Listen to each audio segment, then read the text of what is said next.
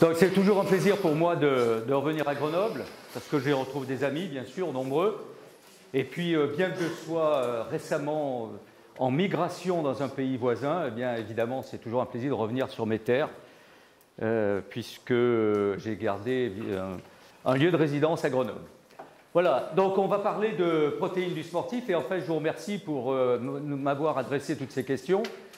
Parce qu'en fait, ça va être mon fil conducteur. Je vais me contenter uniquement, pas faire un cours magistral, bien évidemment, mais de répondre à vos questions pratiques. Donc, vous n'hésitez pas à m'interrompre si vous avez une clarification que vous souhaitez, mais on va suivre ce fil conducteur. Alors, la première question était simple, mais complexe quand même à y répondre. Donc, on va quand même essayer de simplifier les réponses. À quoi servent les protéines alimentaires? Alors, pour répondre à cette question, évidemment, on va remonter un petit peu en amont et tout d'abord définir et voir ce que sont des protéines, qu'elles soient d'origine animale, qu'elles soient d'origine végétale, ou que ce soit des protéines que l'on va ingérer par voie alimentaire, ou que ce soit des protéines de constitution de l'organisme. Donc, je suis désolé peut-être de rappeler ces b.a.-ba, mais peut-être que pour certains d'entre vous, c'est peut-être pas totalement inutile. Donc, des protéines, en fait, ce sont des enchaînements, comme vous le voyez ici, très finement arrangés, très finement déterminés de molécules que l'on appelle donc des acides aminés. Et l'acide aminé est une molécule qui se caractérise par la présence d'un atome d'azote. Donc, l'enchaînement de tous ces acides aminés va constituer le premier état d'une protéine. Le deuxième état de la protéine, eh bien, ça va être une conformation spatiale de cette chaîne. Ici, vous le voyez sous forme d'hélice. Donc, on est cette fois non plus dans 2 dimensions, mais en 3 dimensions. Et encore une fois, ceci, ça concerne aussi bien des protéines alimentaires que vous allez consommer par la viande, par des céréales, par des légumineuses, que des protéines qui sont au sein de l'organisme. Et ensuite, par une structure tertiaire, c'est-à-dire que différentes protéines, avec ces structures spatiales complexes, vont se combiner les unes aux autres pour donner une grosse protéine. Cette grosse protéine que l'on a pour habitude de donner comme exemple, c'est l'hémoglobine, qui a vraiment une structure extrêmement compliquée avec un certain nombre de sous-unités. Voilà, donc on va dans un premier temps donner cette première grosse unité protéique qui après vont entrer conjointement avec d'autres unités protéiques dans la constitution d'une grosse molécule, une grosse protéine avec une fonction. Une protéine, ça sert à quelque chose, donc ça a une fonction. Et ce qu'il faut bien comprendre aussi à l'origine, et c'est là qu'on va en arriver à la notion de protéines alimentaires et à quoi elles servent, c'est que par cet enchaînement ici d'acides aminés, chacun de ces acides aminés et leur enchaînement ici est déterminé par un code génétique. C'est-à-dire qu'on construit une protéine au sein de l'organisme. C'est vrai pour les animaux, c'est vrai pour les végétaux qui construisent leurs protéines grâce à un code génétique que l'on a ici, et on arrive ici à former donc la première structure de ces protéines, c'est-à-dire donc un enchaînement logique prédéterminé selon un code, selon un dictionnaire. Et ces acides aminés sont en nombre limité pour les espèces animales, pour les espèces végétales, et chaque acide aminé est reconnu grâce à un trio de molécules très particulières qui vont permettre de déterminer le code génétique et donc déterminer des ARN messagers qui vont permettre donc de construire cette protéine elle-même. Donc toutes ces protéines de l'organisme, elles sont constituées d'acides aminés et l'ensemble est bien déterminé par ce code génétique. Vous avez là, et donc c'est le genre de diapositive qu'il ne faut absolument pas mémoriser, hein, c'est uniquement pour illustrer le propos. Vous avez là donc l'ensemble des molécules et des structures chimiques de tous ces acides aminés qui existent. Et là où on en arrive au cœur de votre question, à quoi servent ces protéines alimentaires? Eh bien, par l'alimentation, on va pouvoir apporter des acides aminés au sein de l'organisme qui vont être nécessaires pour construire les protéines de fonction et les protéines de structure du corps. Mais ces acides aminés, on peut les déterminer, on peut les classifier en 3, mais surtout en 2 catégories, des acides aminés essentiels et des acides aminés non essentiels. Et c'est ça qui devient déterminant et qui va avoir aussi des conséquences pour nous en termes de nutrition, et notamment de nutrition, bien sûr, du sportif, puisque ça va être notre propos. Donc, ces acides aminés essentiels, par définition, on ne les retrouve et ils ne seront apportés au sein de l'organisme que par des aliments. Alors que les acides aminés non essentiels, que l'on a ici, peuvent être fabriqués par la transformation d'autres acides aminés, et donc globalement, ils sont dits non essentiels car ils ne sont pas déterminants à la vie puisque l'organisme peut se débrouiller pour les fabriquer. À l'inverse, encore une fois, de ces acides aminés essentiels. Parmi ces acides aminés essentiels, il y a probablement des acides aminés que vous connaissez. Ces 3-là, isoleucine, leucine, valine, qui sont les acides aminés à chaîne ramifiée.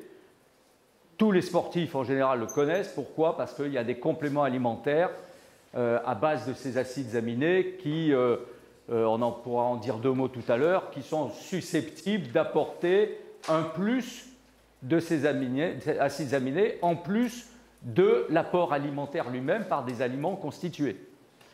Il y a d'autres acides aminés qui peuvent aussi être très importants pour différentes fonctions, la méthionine, le tryptophane qui peut être à l'origine de certains neuromédiateurs, et ces acides aminés sont aussi importants à prendre en considération dans la composition de protéines alimentaires que l'on peut recommander ou que l'on peut consommer de manière préférentielle. Et donc, encore une fois, tout ceci, finalement, n'ont que très peu d'intérêt nutritionnel puisqu'ils peuvent être fabriqués par l'organisme. Donc, ces protéines d'origine alimentaire, elles ont une importance pour renouveler ou pour reconstruire des protéines de l'organisme qui vont avoir été détruites par différents mécanismes dans différentes circonstances. Et ces protéines alimentaires, elles vont être importantes, entre autres, par leur composition en acides aminés essentiels. Et tout ceci, on va beaucoup insister tout à l'heure. Quand on s'intéresse aux fonctions des protéines dans l'organisme ou des acides aminés qui les constituent, on arrive à un schéma qui est assez compliqué, mais qu'on va simplifier malgré tout. Donc on a des protéines qui sont des constituants de l'organisme. Tous les organes sont constitués de protéines, mais il y a des protéines que l'on peut mobiliser de manière plus ou moins facile. Les protéines que l'on peut mobiliser de la manière la plus simple, facile, ce sont des protéines musculaires, mais qui entrent dans la constitution des fibres musculaires et donc du tissu musculaire. Et on a vu qu'en fait, il y a une porte d'entrée pour renouveler ces protéines qui sont donc les aliments, et en particulier donc les protéines alimentaires. Ces protéines alimentaires, pour qu'elles puissent avoir un effet biologique, un effet nutritionnel, il va falloir qu'elles soient ici lysées, séquencées en acides aminés qui vont pénétrer au travers du tube digestif, et ces acides aminés eux-mêmes peuvent être intégrés dans des tissus pour construire des protéines de structure, par exemple des protéines qui vont assurer la contraction du muscle. A l'inverse, comme je vous l'évoquais juste avant, des protéines du muscle peuvent être détruites et libérer des acides aminés qui vont se retrouver dans un état qu'on appelle libre et qui peuvent être utilisés par ailleurs, en particulier pour des raisons métaboliques, en étant transformés en glucides, certains glucides, en entrant dans la constitution d'acides gras, pour un de ces acides aminés en étant oxydé, c'est-à-dire en produisant directement de l'énergie, ou à l'inverse, certains acides aminés peuvent trouver leur origine par la transformation d'autres acides aminés. C'est ce que l'on a défini juste avant comme étant des acides aminés non essentiels. Donc vous voyez qu'on arrive déjà dans une transformation qui est assez complexe. Et ensuite, bien sûr, il y a des voies d'élimination de ces acides aminés. Et ces voies d'élimination des acides aminés, elles sont plutôt au plan fondamental nutritionnel intéressant à connaître, puisque on aime bien étudier toutes les voies de sortie de l'azote qui composent ces acides aminés pour étudier les besoins de l'organisme en protéines. Et chez le sportif, on a aussi, puisque les sportifs constituent une sous-population tout à fait particulière par rapport à la population générale, et lorsque, à l'hôpital, chez des patients, on n'a pas trop de difficultés à recueillir les urines, à recueillir les fesses, hormis des états de fièvre importants ou étant dans un climat chaud comme on l'est actuellement dans cet amphi, où on a des pertes sudorales importantes, globalement, la plupart du temps, on ignore la sueur. Donc on peut avoir une idée de l'élimination d'azote, on peut avoir une idée de l'apport en azote et on peut déterminer comme ça des besoins. Mais chez le sportif, vous voyez que c'est beaucoup plus compliqué parce que, évidemment, les pertes en azote par la sueur sont importantes. Et donc recueillir la sueur, avoir une idée du débit de sueur et de la composition de cette sueur, c'est déjà complexe. Recueillir les urines, ça peut se faire, même si c'est déjà assez complexe. Recueillir les fesses, ça, là aussi, c'est extrêmement compliqué chez des sportifs dans leur rythme de vie normal. Donc, tout ceci devient compliqué. Bon, on en revient au propos, à ce que je voulais vous présenter, c'est que globalement, ces protéines, dans l'organisme, elles ont un rôle énergétique, parce qu'on vient de voir ici la transformation dans des composés qui vont eux aussi produire de l'énergie, des glucides, des acides gras, ou par oxydation directe, et ces protéines ont aussi un rôle plastique, c'est-à-dire sur la composition de l'organisme, et en particulier chez les sportifs, pour le développement ou l'entretien de la masse musculaire.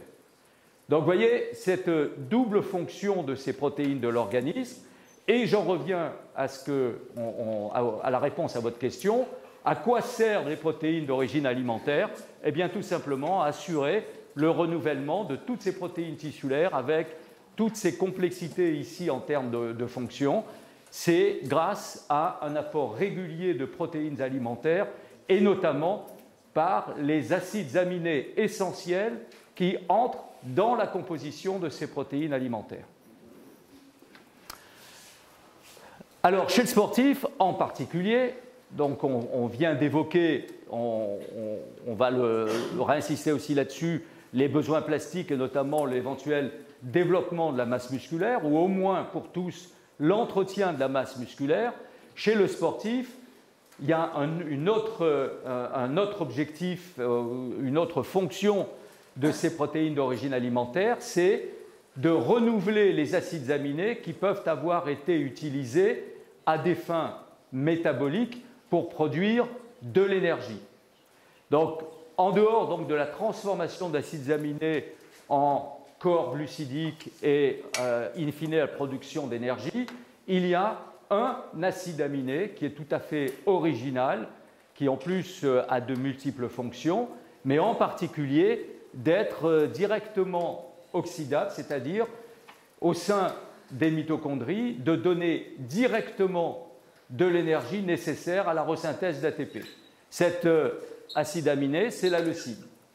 La leucine est le seul acide aminé qui va être directement oxydé au sein des mitochondries. Donc, oui, chez les sportifs, en particulier chez les sportifs d'endurance, d'avoir des protéines qui puissent avoir un bon index, une bonne composition en leucine, c'est intéressant pour renouveler la leucine qui, au cours de l'exercice, pourra avoir été utilisée pour fournir de l'énergie. À ce propos, je voudrais juste vous lever une petite ambiguïté. On voit là que la leucine peut être utilisé au cours de l'exercice pour donner de l'énergie. L'un des déterminants de l'utilisation de la leucine au cours de l'exercice, c'est la disponibilité en glucose.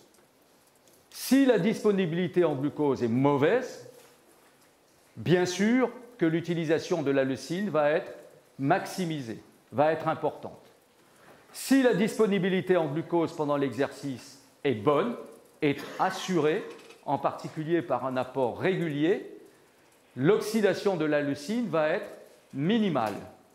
Elle ne va pas être nulle, puisqu'on sait qu'il y a un certain niveau, débit d'oxydation de la leucine, pas très important, et que l'on peut maintenir à ce niveau de base suffisamment bas en apportant régulièrement du glucose. Donc, quand je vous parlais tout à l'heure de compléments alimentaires à base d'acides aminés à chaîne ramifiée, de BCAA, dont la leucine, une des indications historiques de ces compléments alimentaires, c'était de dire, au cours de l'exercice prolongé, il va y avoir une utilisation de la leucine, c'est vrai, plus importante au cours de l'exercice, c'est peut-être vrai dans certaines circonstances, et donc il faut apporter de la leucine par des compléments alimentaires pour combler ce déficit et pour combler cette perte. Compte tenu de ce que je viens de vous dire, vous comprenez bien que s'il y a un macronutriment qu'il faut apporter au cours de l'exercice, ça sera bien du glucose et pas de la leucine et pas des acides aminés à chaîne ramifiée. D'accord? Ça, c'est absolument clair et il faut bien faire attention à ne pas sombrer dans la tentation à utiliser des acides aminés à chaîne ramifiée au cours de l'exercice, d'autant que si ces acides aminés sont présents, et notamment en quantité importante, ils peuvent être oxydés, évidemment à la place du glucose si on n'en apporte pas, augmenter la production d'ammoniac qui peut avoir des effets délétères sur la performance au long cours. Donc, la leucine peut être utilisée, certes, mais le meilleur moyen de minimiser l'oxydation de la leucine, c'est bien d'apporter du glucose. Le deuxième besoin spécifique chez les sportifs, besoin spécifique en termes d'apport en protéines que l'on peut identifier, il est lié, ce besoin, à la nécessité de récupérer le métabolisme musculaire. Qu'est-ce que ça veut dire? Au cours d'un exercice que vous avez ici représenté de manière extrêmement schématique, on peut mettre en parallèle des protéines qui se dégradent, donc de la dégradation protéique, et des protéines qui se construisent, c'est-à-dire donc de l'anabolisme, de la synthèse protéique. Au cours de l'exercice, vous voyez ce qu'il se passe. On a une diminution nette des processus de construction des protéines du muscle et on a une augmentation de la dégradation des protéines musculaires. Et ce que l'on voit dans les suites de l'exercice, dès l'arrêt de l'exercice, c'est qu'on a ici une augmentation importante de la construction de protéines dans le muscle, qui est une récupération, entre guillemets, de ce qui se passe pendant l'exercice, mais majorée, avec le maintien d'une petite augmentation ici de la dégradation des protéines. Et donc, vous voyez qu'il y a une perturbation du métabolisme des protéines, et après l'exercice, on va avoir un besoin tout particulier en protéines, notamment en acides aminés essentiels provenant de ces protéines, pour faire face ici à cette augmentation de la synthèse des protéines. Donc cette altération ici du métabolisme des protéines, c'est-à-dire de l'équilibre construction-dégradation, et toutes les adaptations qui suivent vont aussi justifier que chez le sportif, on va avoir des besoins particuliers en protéines. C'est une justification complémentaire, supplémentaire, en parallèle des besoins énergétiques. Alors, chez les sportifs d'endurance, entre autres, on peut avoir aussi un besoin tout particulier qui est justifié par la réparation de microlésions musculaires qui sont liées à la composante excentrique du mouvement et en particulier en course à pied. Contraction excentrique qui, par la répétition, par leur durée dans le temps, peut être à l'origine de micro-lésions musculaires. C'est ce que l'on voit ici par une perte sur des zones particulières de cette coupe histologique, une perte de la structure striée, de l'anatomie striée que l'on retrouve ici du muscle squelettique. Donc avec ces micro-lésions musculaires qui sont à l'origine des courbatures, c'est ce qui s'exprime par ces douleurs musculaires que l'on ressent lorsqu'on a eu un travail excentrique prolongé. Pour réparer ces micro-lésions musculaires, eh bien, on va avoir besoin d'apports en protéines, on va avoir besoin d'acides aminés essentiels pour refaire tout ou partie de protéines qui vont avoir été altérées par ces contraintes mécaniques. Chez les sportifs de force, les besoins en protéines sont essentiellement justifiés par le renouvellement du métabolisme, tout au moins le renouvellement des protéines qui vont avoir été détruites. Je vous rappelle ce que l'on a vu ici, puisqu'il va se passer exactement la même chose à l'issue, pendant et à l'issue d'exercices de force, tels qu'on les retrouve illustrés ici, mais aussi, deuxième raison, par l'optimisation de l'augmentation de la masse musculaire à laquelle on s'attend à l'issue de séances d'entraînement en force. Ce qu'il faut savoir, c'est que l'équilibre de la masse musculaire, c'est un équilibre qui doit être, ou tout au moins le maintien de la masse musculaire, ça résulte d'un équilibre entre construction et dégradation. Construction ici en trait continu et dégradation ici en trait discontinu au cours de 24 heures. Dans un moment de la journée, hormis ici lors des points de croisement, on est toujours dans un état soit de anabolisme, soit de catabolisme. C'est-à-dire qu'ici, on est dans une situation où les synthèses sont plus importantes que la dégradation, en particulier dans la suite des repas. Dans cette situation ici où on est à distance des repas, eh bien les processus ici de synthèse sont moins importants que les processus de dégradation, et donc on est dans une situation de catabolisme. Et au cours de l'exercice, ou avec la répétition des exercices, l'objectif est que le muscle se trouve dans une situation de protéosynthèse supérieure à l'état de dégradation protéique. On sait que l'exercice physique lui-même, et notamment en résistance, est dans les suites à l'augmentation, à l'origine d'une augmentation de la construction du muscle, et donc il faut, pour optimiser le développement de la masse musculaire, il faut faire face à ces besoins en acides aminés, en récupération de ces exercices de résistance, de musculation, de manière à être dans cette situation ici de développement de la masse musculaire.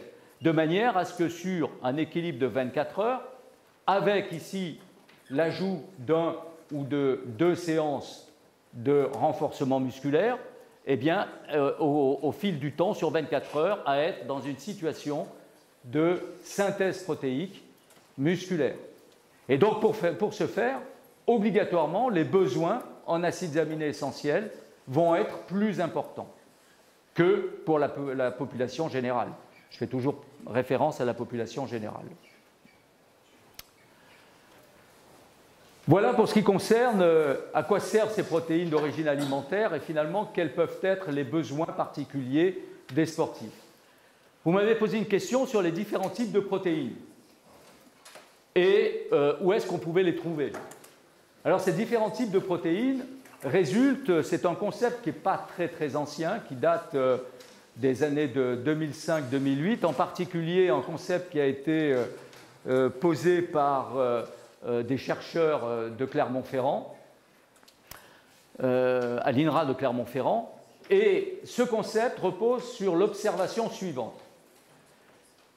Afin d'évaluer quel est le rôle biologique, physiologique d'une protéine ingérée, notamment chez les sportifs, il est intéressant d'évaluer quels sont les changements de la synthèse des protéines musculaires.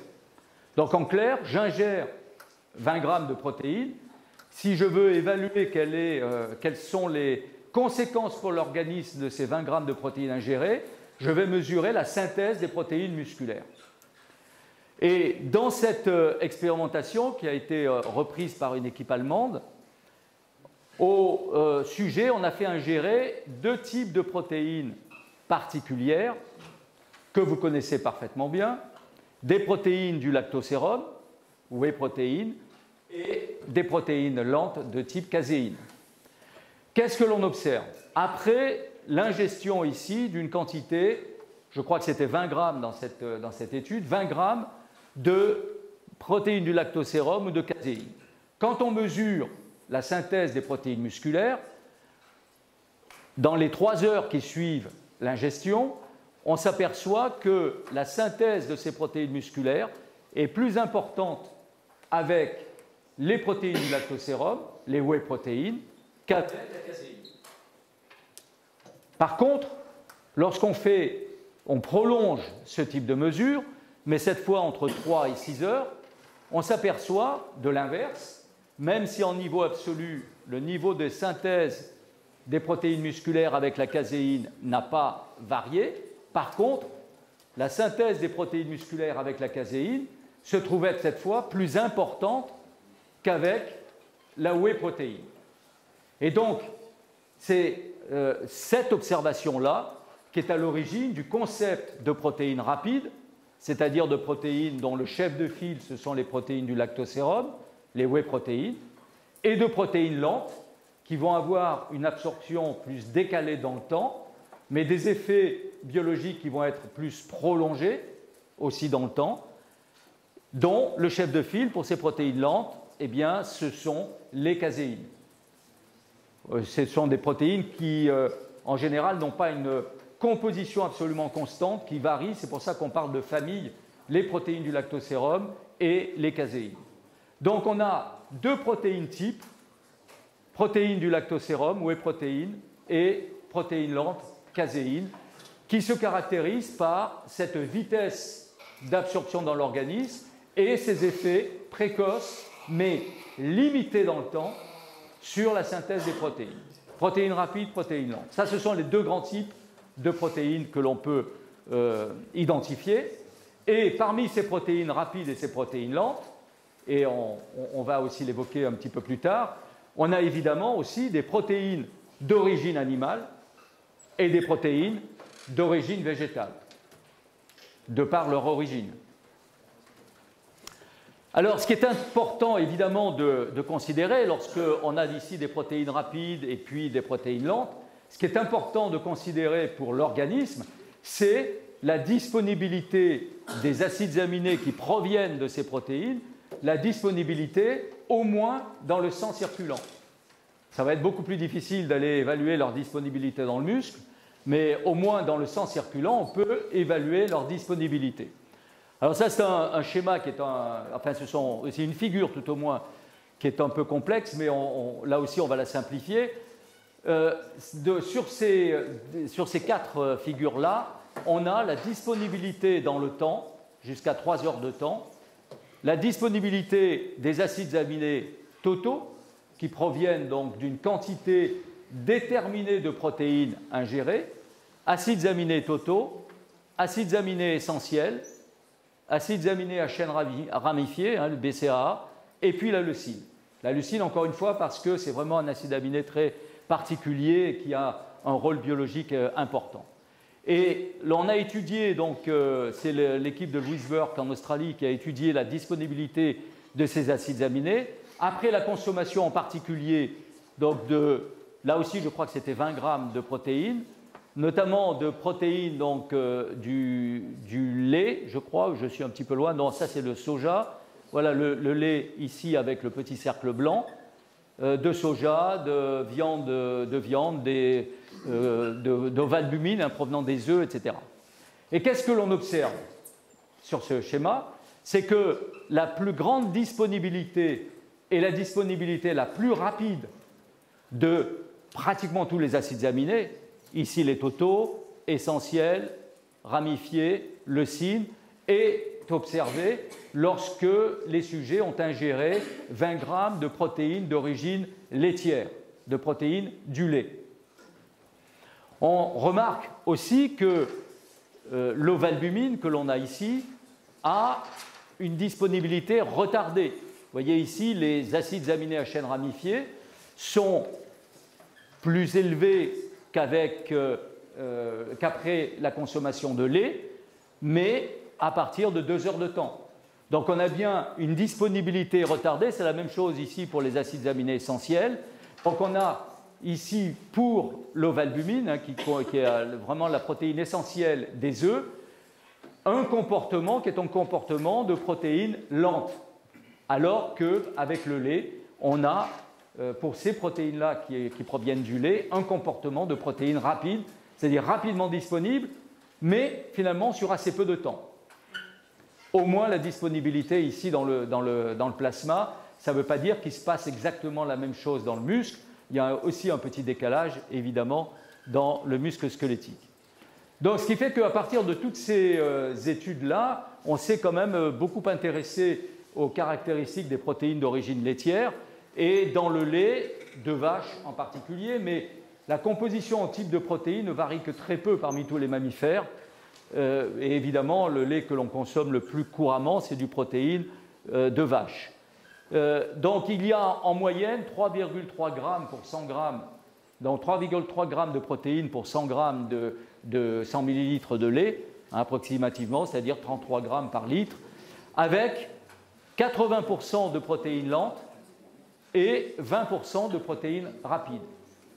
20% de protéines rapides, ça ce sont des protéines donc, du lactosérum. Les caséines ici, c'est 80% des protéines. On n'a que 20% de protéines rapides dans le lait, mais on voit bien que ici, malgré tout, c'est avec uniquement ces 20%-là de protéines rapides présentes qu'on a cette disponibilité élevée et rapide d'acides aminés à chaîne ramifiée, de leucine, etc.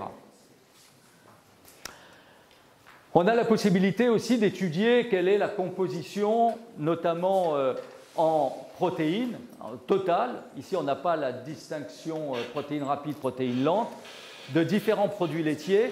Et ce qui n'est pas inutile de retenir ici, c'est la concentration protéique dans le fromage blanc, qui est plus de 2 fois plus importante que dans le lait, évidemment pour le même poids, c'est-à-dire pour 100 grammes. Mais on a beaucoup plus de protéines dans le fromage blanc, demi-écrémé ou totalement écrémé, peu importe, ça ne change rien à la composition en protéines que dans le lait. Donc ça, c'est aussi intéressant en termes de composition de la ration de récupération ou d'apport protéique au cours des repas. C'est ce que l'on a ici, donc c'est tout à fait intéressant de noter cela. Alors, ce que l'on peut faire aussi, c'est, puisqu'on a vu que les acides aminés essentiels étaient déterminants pour le type de protéines, ces acides aminés essentiels que l'on a ici, on peut rechercher dans différentes sources d'origine quelles sont les concentrations dans ces acides aminés essentiels. Et lorsqu'on s'intéresse à la leucine, par exemple, on voit que c'est quand même dans le lait qu'il y a le plus de leucine, comparativement aux poissons, à d'autres, les protéines d'origine carnée ou par rapport à l'œuf. Voilà, donc on a toutes ces tables de composition qui permettent de déterminer des protéines d'origine ici animale, et on va voir ce qu'il en advient pour les protéines d'origine végétale en termes donc, de composition en acides aminés. Alors, deuxième question, pour les protéines d'origine végétale, on va y revenir. Autre question que vous m'avez posée, c'est quelle solution pour les étudiants qui ont des faibles revenus, faibles moyens, pour avoir des apports protéiques réguliers? Alors là, c'est vraiment une question un peu compliquée pour moi, c'est pour ça que je vous ai mis en rouge, c'est quand même difficile à gérer. Difficile à gérer, pourquoi? Parce que c'est vrai que beaucoup de protéines d'origine animale sont onéreuses. Quand je dis protéines d'origine animale, j'entends les aliments. Les viandes sont chères, les poissons sont chers. Je comprends que ça pose des questions économiques qui ne sont pas dénuées d'importance, loin s'en faut. Mais il y a peut-être d'autres solutions. Alors la première solution, évidemment, c'est de privilégier les produits laitiers. D'une manière générale, les viandes blanches sont aussi beaucoup moins onéreuses, beaucoup moins chères que les viandes rouges. Les œufs aussi, c'est pas très très cher, mais surtout les produits laitiers. Les produits laitiers constituent véritablement une source extrêmement intéressante de protéines d'excellente qualité et sont très peu onéreuses. Alors d'emblée, la question qu'on pose, évidemment, c'est, entre guillemets, l'allergie au lait et ceux qui sont allergiques au lait. Alors, dans la population générale, et il y a fort à parier que ce soit la même chose chez les sportifs, les vraies allergies aux protéines du lait sont absolument rarissimes. Il existe, par contre, 2 points qu'il faut retenir. Les intolérances au lactose, ça existe, et pour différentes raisons, avec une incidence qui est encore plus importante de génération en génération. C'est-à-dire de ma génération, on en parlait très peu, il y en avait très très peu, mais avec l'exclusion de plus en plus fréquente du lait, eh bien, il n'y a plus de synthèse de cette enzyme qui est essentielle, qui s'appelle la lactase intestinale, qui va permettre donc de dégrader le lactose dans l'intestin. Il y a la synthèse de cette enzyme décline si on exclut le lait dès la plus jeune enfance, et donc il y a de plus en plus d'intolérances au lactose qui apparaissent. Donc cette intolérance au lactose, c'est une réalité. Ça crée donc des troubles digestifs, c'est évident, et maintenant il existe des laits délactosés, c'est très simple. On rajoute un tout petit peu de lactase dans le lait, le lactose se scinde en glucose et en galactose, il n'y a plus de problème d'intolérance digestive liée à l'intolérance au lactose. Par contre, ce lait, et si certains en ont consommé, vous avez dû vous en apercevoir, il est un peu plus sucré, tout simplement parce qu'il y a du glucose. Puisqu'on scinde le lactose en galactose plus glucose, et le glucose donne évidemment ce goût sucré, c'est le pouvoir sucrant du glucose. Donc ça, c'est un problème qui est réglé. Il y a un autre problème qui est un petit peu plus complexe pour nous, qui repose sur des accélérations du transit, donc des troubles digestifs qui sont liés non pas à l'intolérance au lactose, mais que quand même on peut observer de manière régulière chez certains sujets après la consommation de lait. Essentiellement de lait, beaucoup moins d'autres produits laitiers, comme des yaourts, comme des fromages blancs, etc. Plus avec du lait. Mais les intolérances réelles, les allergies réelles aux protéines du lait, c'est absolument rarissime. C'est très rare. Voilà, donc je pense que, j'en reviens à votre question, chez des étudiants qui ont très peu de moyens pour consommer des protéines d'origine animale, notamment d'origine carnée ou de poisson, eh bien, soit la viande blanche, soit le lait, c'est une très bonne source. Alors, on peut aussi évoquer, bien sûr, des protéines d'origine végétale, qui en général sont beaucoup moins onéreuses. Elles sont donc moins coûteuses, mais un très gros problème, c'est la disponibilité en acides aminés essentiels avec ces protéines d'origine végétale et surtout leur efficacité biologique. Si on s'intéresse à 2 types de coefficients qu'on a pour habitude de déterminer en nutrition, le coefficient d'efficacité protéique, qui globalement, on l'étudie donc sur des modèles, va être le rapport entre le gain de poids, notamment en termes de développement de la masse musculaire, par rapport à la quantité de protéines consommées. On voit ici que le CEP, dans les protéines d'origine animale, est très supérieur à celui que l'on observe dans les céréales ou même dans les graines d'apport protéique important. Et donc, ça veut dire quoi? Ça veut dire que l'efficacité biologique de ces protéines d'origine végétale est moins bonne que celle que l'on observe dans les protéines d'origine animale. La conséquence, si on veut avoir le même effet sur la synthèse des protéines musculaires, c'est qu'il va falloir consommer beaucoup plus en termes donc de poids beaucoup plus de protéines d'origine céréale, beaucoup plus de céréales ou beaucoup plus de graines oléagineuses, beaucoup plus de ces protéines que l'équivalent en protéines d'origine animale. Donc ça pose un vrai problème après aussi de tolérance digestive. Parce que si on doit doubler la quantité d'aliments sous forme donc de céréales ou de graines par rapport à la même quantité de protéines d'origine, enfin de viande ou de poisson, évidemment que ça pose un vrai problème de tolérance digestive. On peut avoir la même chose avec le SCCD que l'on a ici, qui est le score d'acides aminés qui est corrélé, enfin qui est normalisé avec la digestibilité des protéines, et on a toujours des valeurs là aussi qui sont inférieures, qui sont moins élevées que celles que l'on observe pour les aliments d'origine animale.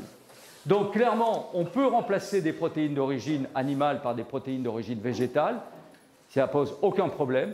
En termes quand même de disponibilité d'acides aminés, ça nécessite toujours d'augmenter les quantités de ces aliments d'origine végétale comparativement à ce que l'on pourrait apporter avec des aliments d'origine animale.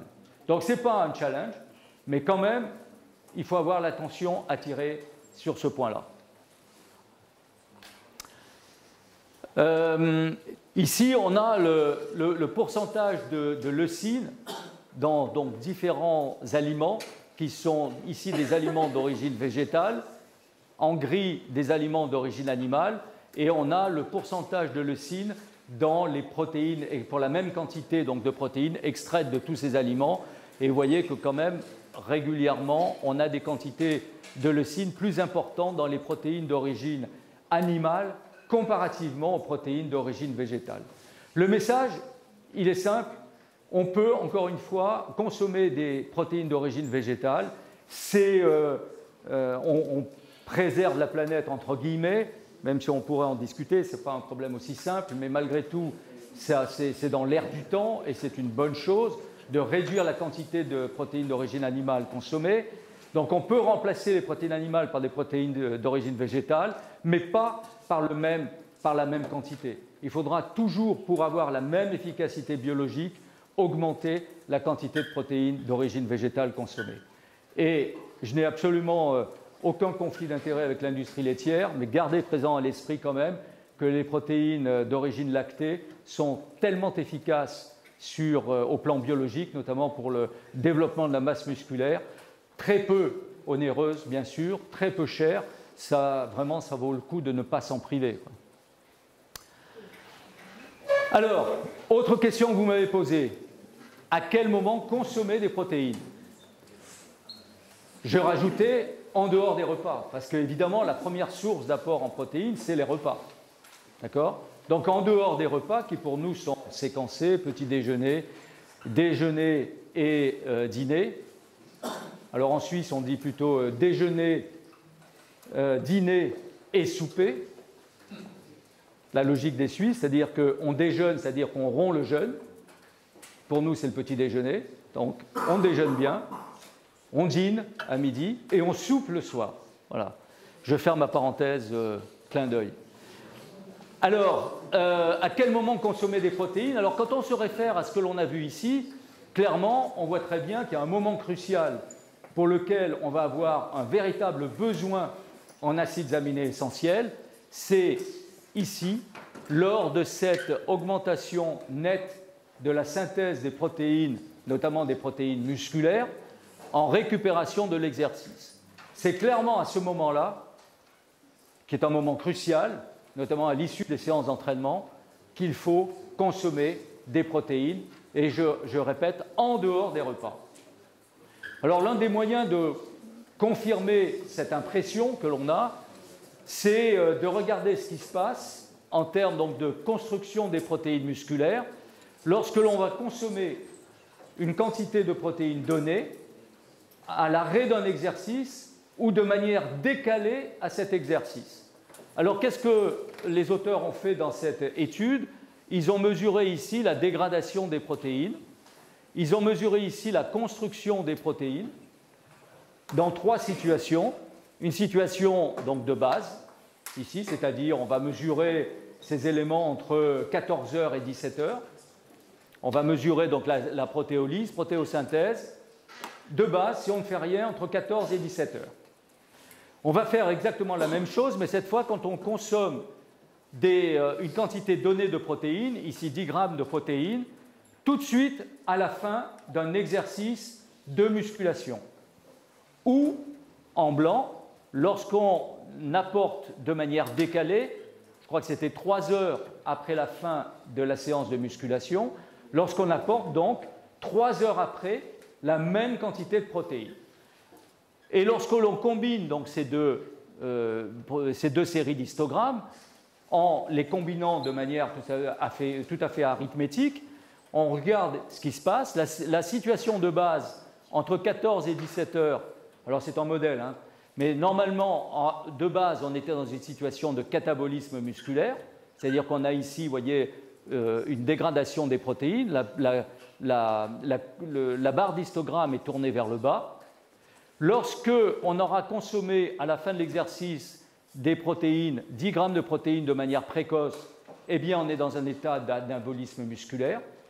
On construit plus qu'on ne détruit, mais par contre, lorsqu'on aura apporté ces 10 grammes de protéines de manière retardée, eh bien on se retrouve de nouveau dans une situation de protéolyse, c'est-à-dire où la construction des protéines est moins importante que la dégradation des protéines. Donc en fait, le message, il est clair, c'est qu'il faut toujours apporter des protéines en post-exercice de manière précoce, de manière à maximiser la reconstruction des protéines que l'on voit très bien ici avec cette augmentation-là du flux de synthèse des protéines. Si on veut que ça ce soit efficace, eh bien il faut apporter du carburant, c'est-à-dire qu'il faut apporter des acides aminés.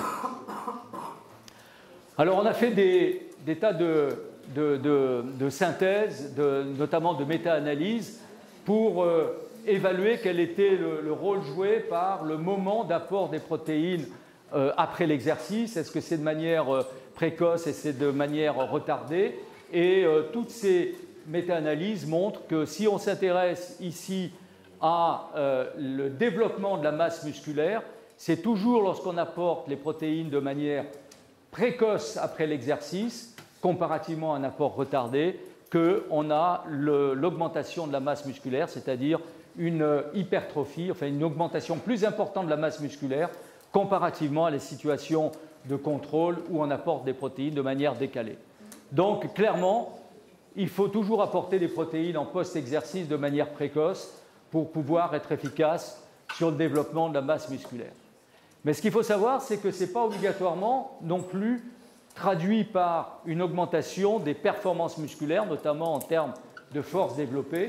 C'est-à-dire qu'on a des effets morphologiques sur la masse musculaire, mais la qualité des séances d'entraînement, la qualité de l'entraînement joue aussi de manière importante sur la force, c'est-à-dire sur la performance du muscle, indépendamment de l'augmentation de la masse musculaire. Parce que dans les mêmes méta-analyses, eh bien, on s'aperçoit qu'il n'y a pas d'effet direct du moment d'apport des protéines sur les performances du muscle. Il y a des effets sur la masse musculaire, mais il faut évidemment que la qualité de l'entraînement soit adaptée à l'objectif que l'on s'est fixé pour pouvoir avoir des conséquences sur les performances du muscle. Alors, faut-il se supplémenter? Ça, c'était donc une question que vous m'aviez posée. Ce qu'il faut, donc, c'est toujours apporter des protéines pendant la fenêtre anabolique, c'est-à-dire la période post-exercice, qui est à peu près une période de 3 heures, pendant laquelle on va avoir cette augmentation importante de la synthèse des protéines musculaires. Donc, il faut que pendant cette période de 3 heures en post-exercice, il y ait une parfaite disponibilité en acides aminés essentiels, évidemment apportés par des protéines d'origine alimentaire. Il faut que ces protéines, évidemment, elles soient d'absorption rapide. C'est le principe de base, jusqu'à démonstration du contraire. Tout simplement, encore une fois, parce que vous avez une meilleure disponibilité ici des acides aminés essentiels rapidement, 20 minutes après la consommation de ces protéines. Donc, tout est parfait, on aura une bonne disponibilité dans le sang et très probablement une augmentation de la synthèse des protéines dans le muscle. Ce qu'il faut toujours aussi, à votre question, hein, faut-il se supplémenter, c'est privilégier des apports alimentaires. Pourquoi? Parce qu'un aliment constitué apporte ce que l'on souhaite, c'est-à-dire des protéines, des acides aminés, mais il apporte aussi d'autres choses. Il va apporter des glucides, il va apporter le plus souvent une petite quantité de lipides, ce n'est pas inintéressant, des micronutriments, notamment des minéraux, des oligoéléments, des vitamines. Donc les aliments constitués eux-mêmes sont toujours d'un plus grand intérêt qu'un apport de protéines par un complément alimentaire. Ça doit être vraiment un dogme. Ça doit être extrêmement important à rappeler. Et les apports de compléments alimentaires peuvent être justifiés, en effet, ce n'est pas à exclure du tout, les compléments alimentaires de protéines, mais uniquement pour des raisons logistiques et de confort. Il est bien évident que sortant d'une salle de musculation, ce n'est pas obligatoirement très facile de pouvoir se faire 3 œufs sur le plat, d'avoir du lait frais ou d'avoir du fromage blanc frais à sa disposition. C'est possible. Si c'est possible, c'est ça qu'il faut privilégier. Si ce n'est pas possible, eh bien oui, on peut avoir recours aux compléments alimentaires apportant des protéines, et notamment en post-exercice, des protéines d'absorption rapide, c'est-à-dire de la whey protéine. Mais c'est toujours, pour moi, une solution par défaut. Il faut toujours privilégier, encore une fois, des aliments constitués.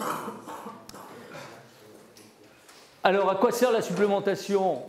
Donc, c'était aussi une question que vous m'avez posée, vous l'avez vu, hein, c'est tout simplement répondre aux objectifs, notamment générés par les activités sportives en endurance ou en force-puissance. Ça, on l'a déjà vu tout à l'heure, donc il n'y a pas à revenir là-dessus. Y a-t-il une différence entre les sports? Eh bien, non. Il n'y a pas de différence entre les sports. On verra tout à l'heure juste un petit schéma à propos donc, des apports protéiques chez les femmes. Et on retrouve exactement les mêmes données chez les hommes. Les sportifs engagés dans des sports à forte puissance ne pensent et ne raisonnent, je vais être caricatural hein, bien sûr, mais ne pensent, ne raisonnent qu'apport protéique. Les sportifs engagés dans des sports d'endurance ne pensent et ne raisonnent qu'apport glucidique. Et donc c'est une erreur. Il faut toujours qu'il y ait une balance glucides-protéines dans les deux grandes catégories de sports. C'est la même chose dans les sports qu'on appelle mixtes, notamment des sports d'équipe. C'est exactement la même chose. Donc il faut toujours qu'il y ait un rapport glucides-protéines apporté, notamment en récupération de séances d'entraînement. Pour deux raisons. La première, c'est évidemment rappeler qu'il y a, pour que les protéines soient efficaces, il faut qu'il y ait un apport glucidique associé. Un apport glucidique pour différentes raisons, mais au moins pour des raisons métaboliques. C'est-à-dire que reconstruire des protéines, c'est coûteux au plan énergétique et il faut apporter de l'énergie en parallèle. Et il est clair que l'augmentation de la synthèse des protéines musculaires que l'on observe l'est toujours lorsqu'on a un apport associé de glucides. Sans glucides, notamment sans glucose associé, eh bien la synthèse des protéines musculaires est moins importante. Donc, il faut toujours qu'il y ait une association glucides-protéines. Alors évidemment, pas avec le même ratio. C'est-à-dire qu'apporter des protéines pour des sports de force va être plus important qu'apporter des protéines en récupération des sports d'endurance. Mais il faut qu'il y ait toujours un ratio. On estime que le rapport protéines-glucides est à peu près de 1,1 dans les sports de force et il est à peu près de 1,3 à 1,4 pour les sports d'endurance. Mais il faut qu'il y ait toujours un apport protéique, quel que soit le type de sport. Et il faut bien sûr, je le rappelle ici, ça c'est un point important, en termes de quantité, il faut que ce soit ajusté au poids corporel. Et on aura des données chiffrées tout de suite après. Alors, quel timing?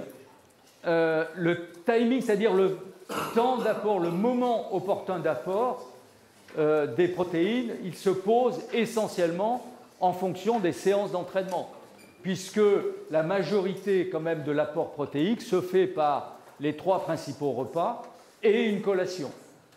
Par contre, on a un apport très particulier, donc en protéines, qui doit se faire en post-exercice.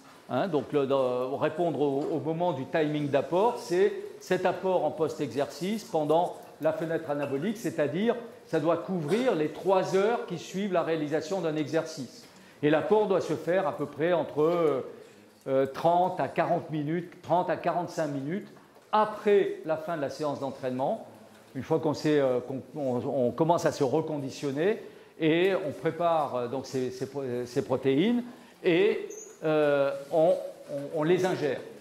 Et on va avoir une couverture de 3 heures en fonction bien sûr du type de protéines et de la quantité que l'on apporte.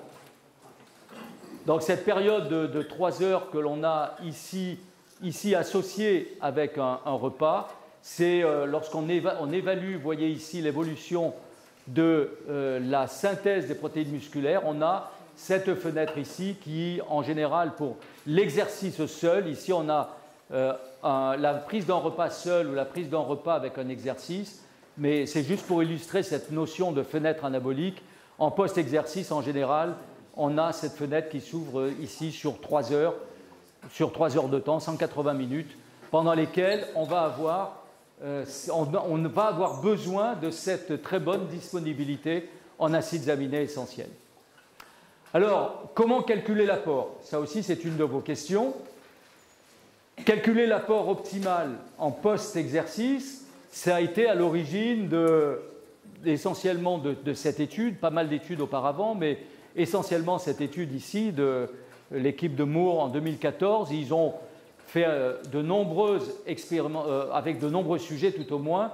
Ils ont étudié quelles étaient les conséquences sur la construction des protéines musculaires après la consommation de différentes quantités de protéines, exprimées en grammes par kilo de, là ça doit être de la masse maigre, oui, non là c'est du poids corporel, pardon, par kilo de poids corporel.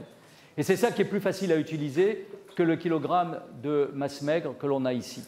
Mais on a globalement les mêmes informations. L'information principale, c'est que lorsqu'on augmente régulièrement la quantité de protéines consommées, on va avoir une augmentation de la synthèse des protéines musculaires, mais jusqu'à un maximum. Au bout d'un certain temps, ce n'est pas parce qu'on en donne plus qu'on va avoir plus de synthèse de protéines musculaires, bien évidemment. On atteint un maximum. Avec, très important à noter, donc on peut ici déterminer une valeur ici où la courbe ici s'infléchit et devient pratiquement une droite en plateau. Donc on peut identifier une valeur ici. Mais surtout, ce qui est très important, c'est de prendre en compte ici la dispersion qu'il y a autour de ce point. C'est-à-dire qu'ici, vous avez des sujets qui, globalement, on peut imaginer, si on augmente encore les quantités d'apportées, eh bien, vont quand même augmenter encore leur flux de synthèse protéique. Mais par contre, des sujets ici qui vont déjà avoir un tel maximum. Donc on a une telle dispersion des points ici qu'il faut prendre en considération l'écart type de ces valeurs. C'est-à-dire qu'on a pendant un certain temps recommandé comme quantité optimale de protéines à l'arrêt de l'exercice 0,24 g par kilo de poids corporel. Vous multipliez par 80 kg par exemple et vous avez à peu près presque 20 grammes, voilà, à peu près 20 grammes de protéines apportées. Mais ce qui est très important, si on veut couvrir 99% d'une population sportive de référence, eh bien, il faut qu'à cette valeur moyenne, on ajoute 2 écarts types. Et c'est-à-dire qu'on arrive, pour cette population, si on veut couvrir tout le monde, on arrive globalement à cette recommandation 0,44 g par kilo de poids corporel. Toujours pour 80 kg de poids corporel, on arrive à peu près à 30 g, 28 à 30 g de protéines en post-exercice. Donc c'est très important quand on a des valeurs qui sont extraites d'une étude comme ça, si on veut l'étendre à une population, ne pas prendre en compte la moyenne, mais prend bien en compte la moyenne plus 2 écarts types de ce qui a été mesuré. Donc on arrive approximativement à ces valeurs ici que l'on peut recommander, 28 à 30 grammes en post-exercice. 28 à 30 grammes, j'ose à peine vous répéter, d'une protéine d'absorption rapide avec une bonne qualité de ces acides aminés essentiels. On a vu lesquels elles étaient. D'origine animale, c'est essentiellement donc, les protéines du lait, c'est essentiellement l'ovalbumine, même si elle n'est pas très rapide, mais quand même, on peut s'étendre à l'ovalbumine. Et ça peut être donc, des protéines d'origine végétale, comme les protéines de soja.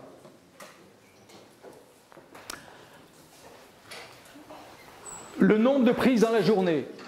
Ça aussi, ça a été une question. Alors, le nombre de prises dans la journée, au plan conceptuel, on a cette expérimentation au cours de laquelle on a apporté la même quantité de protéines sur une journée, c'est-à-dire 240 grammes, voilà, 240 grammes de protéines qui ont été apportées, 80 grammes sur 12 heures. 40 grammes toutes les 6 heures, donc c'est-à-dire 80 grammes sur une journée, 2 fois 40 grammes, 4 fois 20 grammes que l'on a ici, ou 8 fois 10 grammes. Donc on arrive toujours à 80 grammes dans la journée. Et donc on a, après ces séquences d'apports, ici, en récupération, un post-exercice, on a évalué quelles étaient les conséquences sur la synthèse des protéines musculaires. Donc on a mesuré la synthèse des protéines musculaires avec ici l'apport, ce qu'on appelle bolus, c'est-à-dire uniquement 2 fois 40 grammes, l'apport intermédiaire, c'est-à-dire 4 fois 20 grammes, ou l'apport pulse, c'est-à-dire 8 fois 10 grammes. Quand on fait la moyenne de tout cela, qu'est-ce que l'on voit? Eh bien, on voit que la meilleure augmentation ici du flux des synthèses protéiques musculaires a été obtenue avec la période intermédiaire, c'est-à-dire 20 grammes toutes les 3 heures. 20 grammes toutes les 3 heures en post-exercice. Cette fréquence donc, de consommation, elle peut correspondre donc, en post-exercice à 3 prises pendant les repas et 1 prise en fin de séance d'entraînement. Si on arrive à avoir un bon timing, on a 20 grammes en fin de séance d'entraînement et ensuite des apports espacés par les repas. Et ces 20 grammes 4 fois, donc, 4 fois dans la journée, 20 grammes, vous voyez qu'ici on est donc à un apport répété toutes les 3 heures. Toutes les 3 heures, ça veut dire globalement qu'on respecte la fenêtre anabolique, donc je vous ai parlé tout à l'heure, 3 heures. On réalise de nouveau un apport, on a de nouveau donc une fenêtre anabolique, cette fois qui n'est pas liée à l'exercice, mais qui est liée à la prise alimentaire, et on répète ça 4 fois dans la journée, et globalement, on arrive à expliquer pourquoi cet apport séquencé toutes les 3 heures est finalement le plus efficace sur le flux de synthèse des protéines musculaires.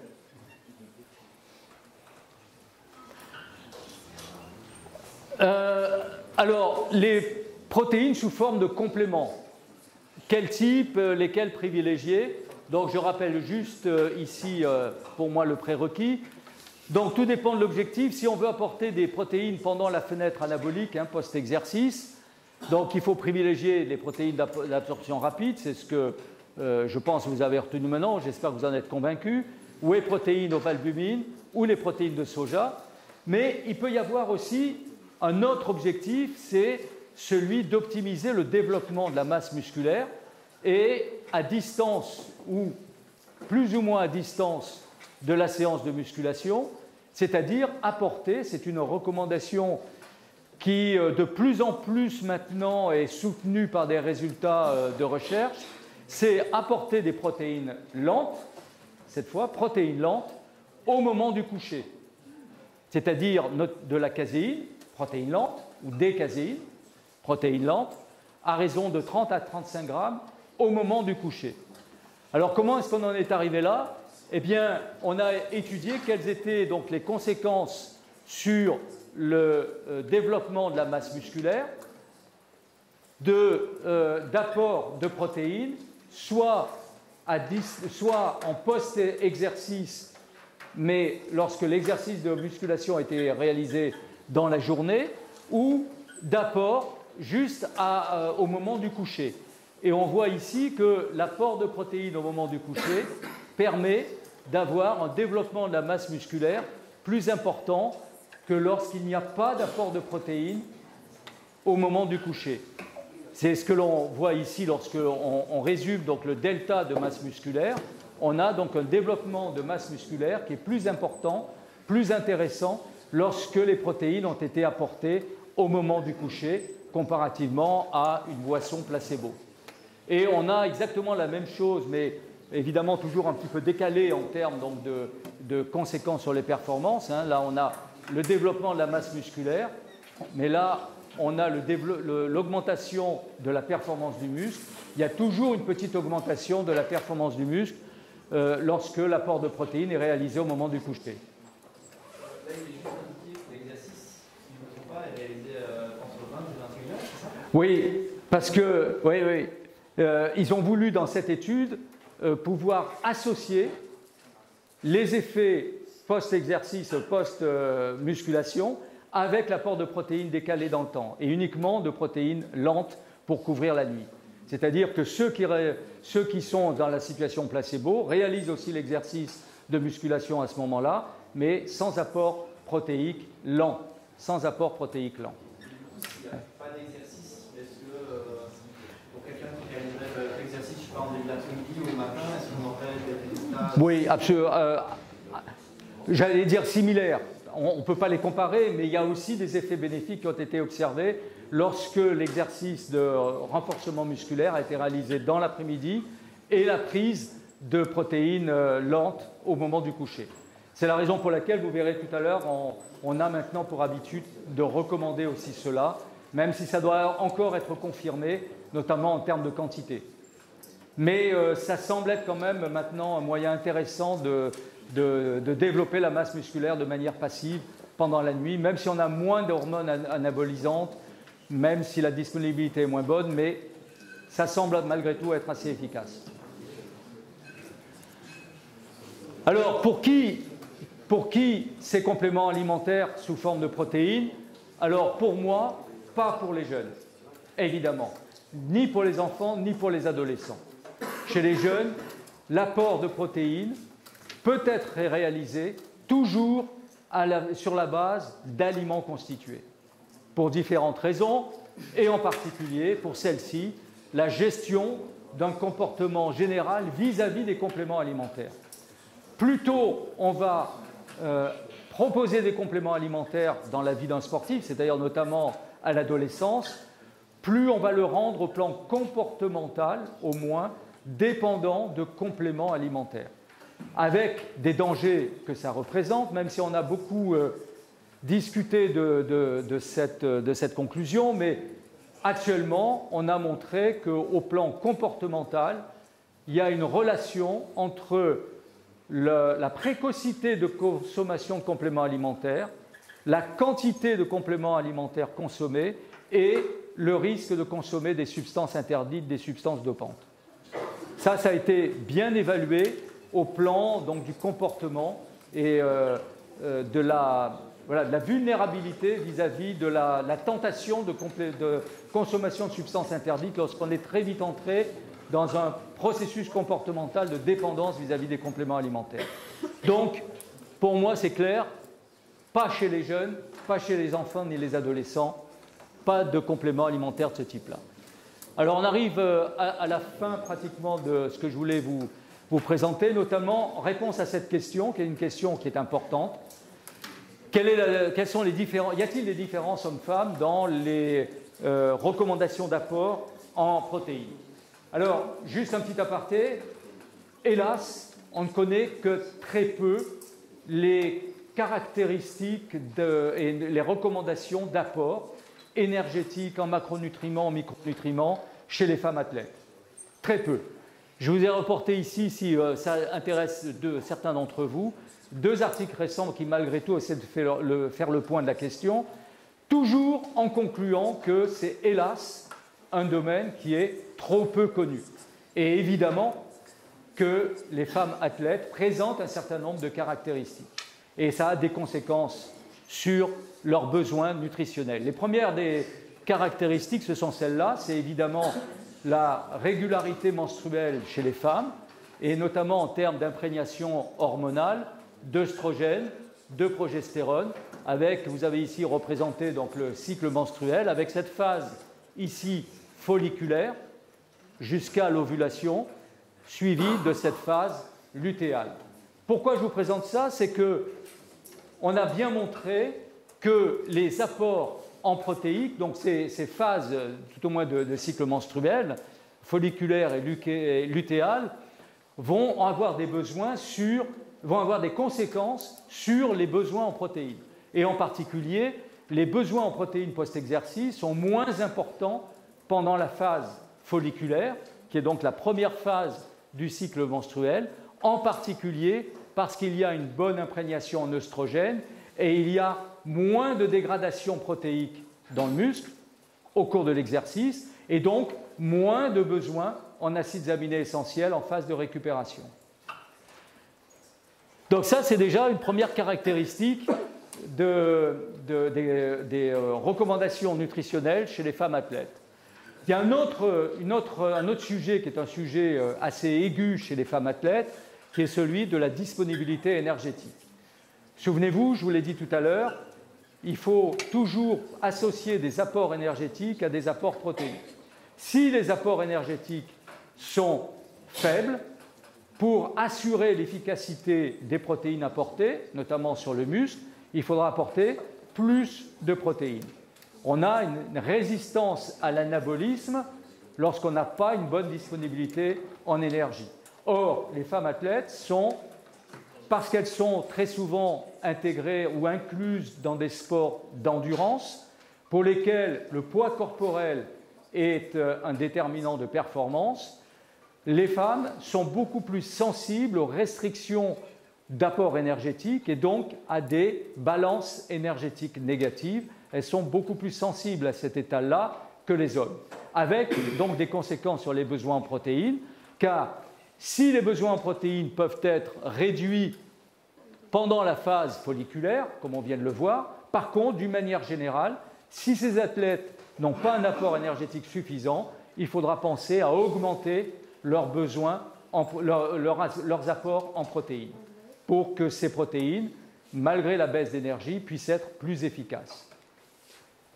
Donc ça, ce sont des particularités générales. Alors on a émis des recommandations, et ces recommandations, si ça vous intéresse, elles sont extraites de ce papier ici, du papier donc, de l'équipe de Moore.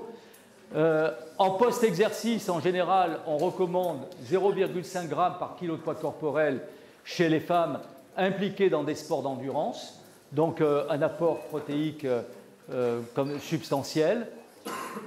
Des protéines rapides, bien sûr, qui soient riches en leucine, 0,3 g par kilo de poids corporel par repas, c'est-à-dire 3 repas plus une collation.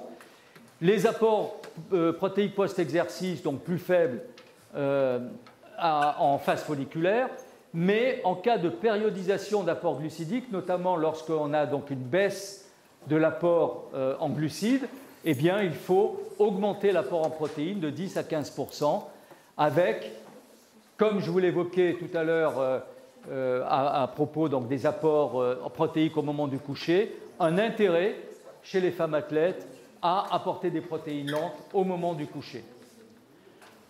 Pour les femmes impliquées dans des sports de forte puissance, ce qui change, c'est uniquement un apport protéique post-exercice un petit peu plus faible que chez les femmes impliquées dans les sports d'endurance.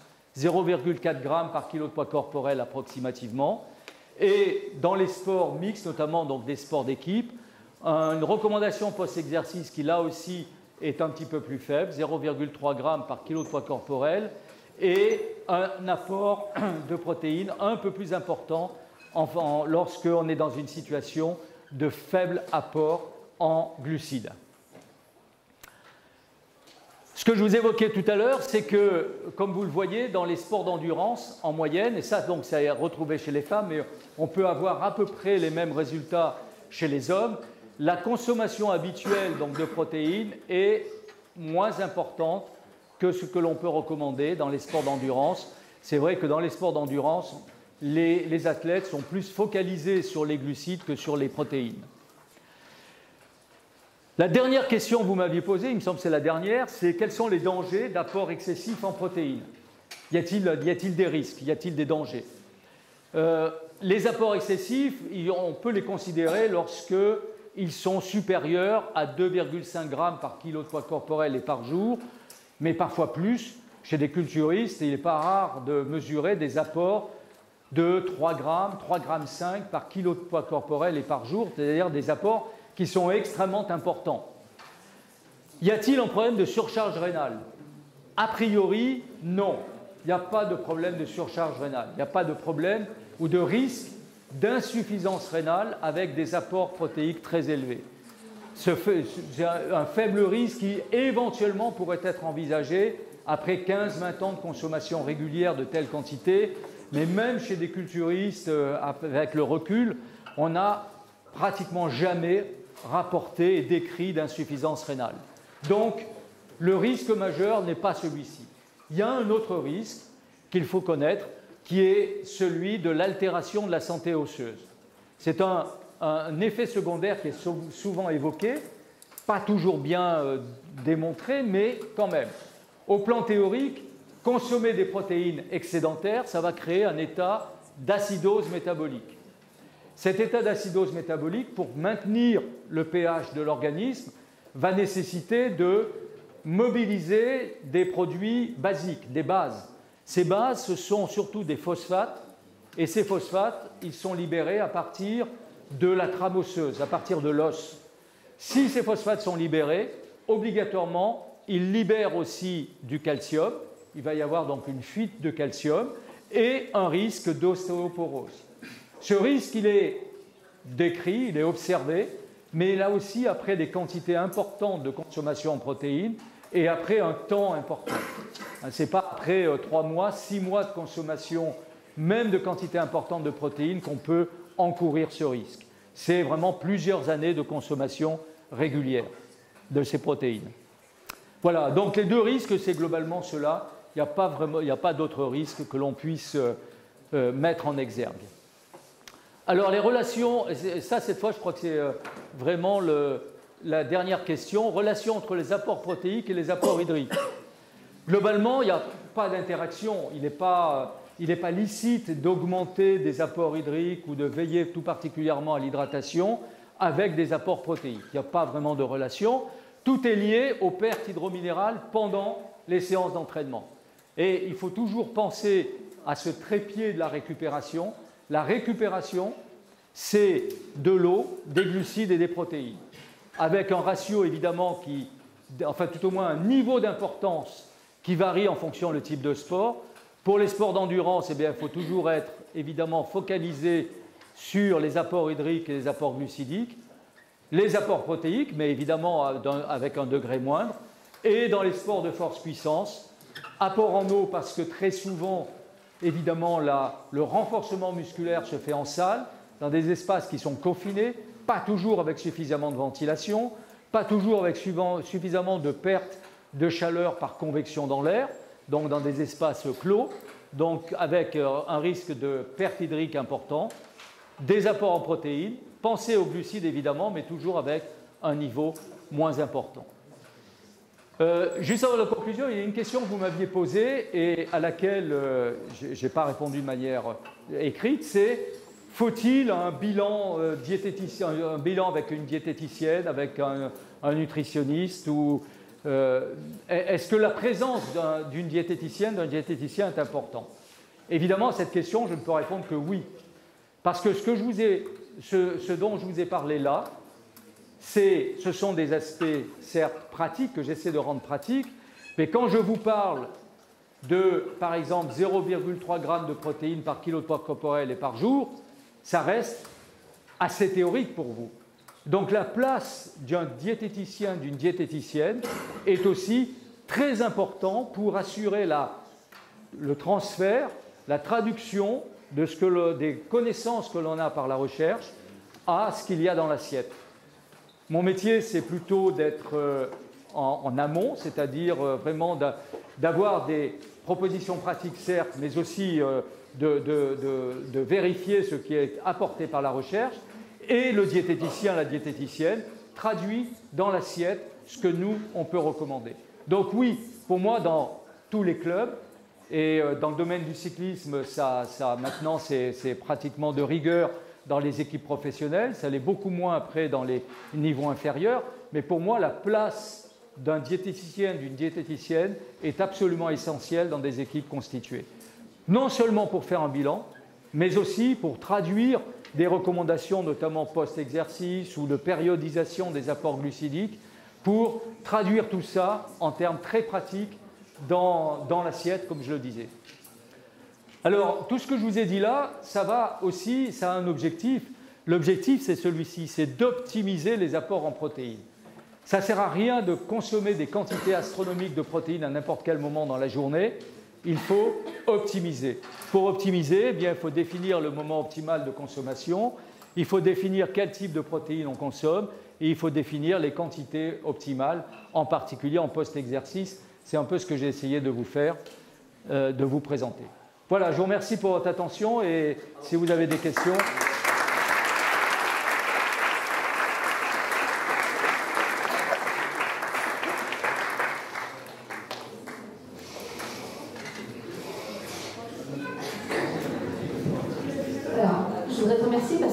Vraiment, je me suis régalée tout le temps quand tu fais une présentation, mais je trouve que d'être parti à partir de questions du terrain, beaucoup de questions de Guy, j'espère qu'on a répondu à toutes tes questions. Quelques-unes, moi, sur la différence homme-femme, et je suis contente que tu y répondes parce qu'on essaye, aux étudiants, de les sensibiliser à la différence, c'est pas entraîner forcément une femme comme un homme. Et donc, voilà, c'était en tout cas un vrai régal et j'espère que ça a plu à tout le monde. Donc, ce que je vous propose, c'est qu'on fasse un petit tour des questions s'il y en a. Allez-y, n'hésitez pas.